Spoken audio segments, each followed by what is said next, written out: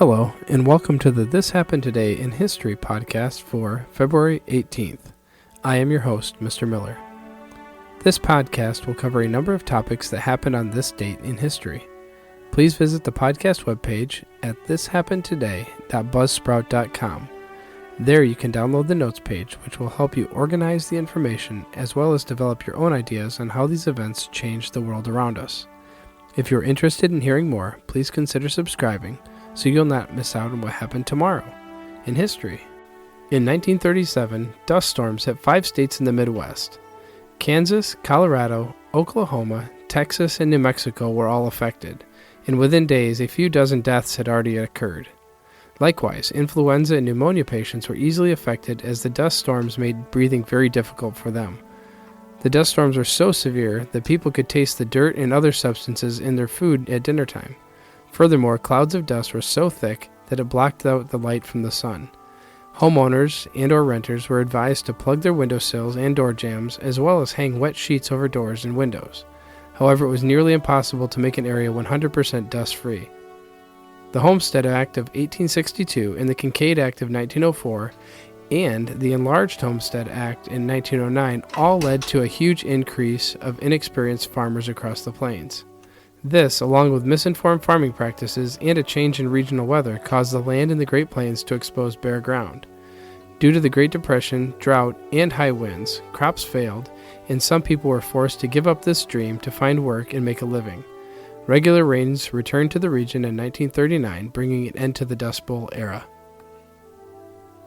In 2001, Dale Earnhardt died in a crash today during a Daytona 500 race.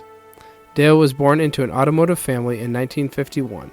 His father, Ralph, was a race car driver and mechanic and helped Dale build a love for all things automotive. Dale dropped out of high school after 9th grade, and he worked odd jobs to try and jumpstart his racing career. In 1975, Dale made his debut with his own race team and was given the opportunity to race in the Winston Cup circuit in 1979.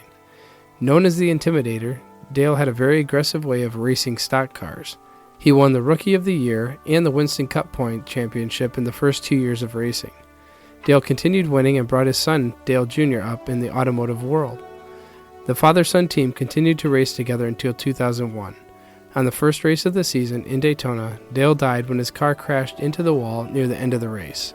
His legacy continues through the racing world as the number 3 car will always be remembered as Dale's ride. In 1930, astronomer Clyde Tombaugh located a new planet while in the observatory in Flagstaff, Arizona.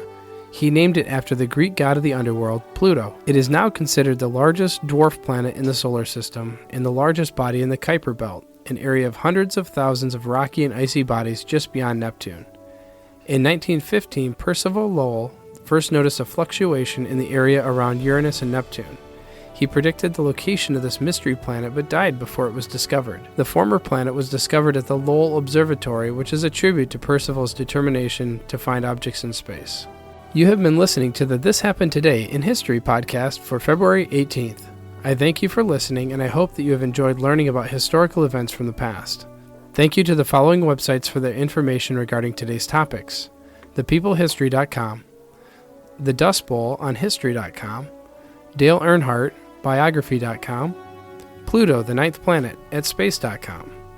The music used as the background track for this podcast is Americana, created by Kevin MacLeod on Incompetech.com. If you have enjoyed this information and would like to hear more, please consider subscribing, as this will keep the historical events in your feed in the morning each day. I hope you have a great day.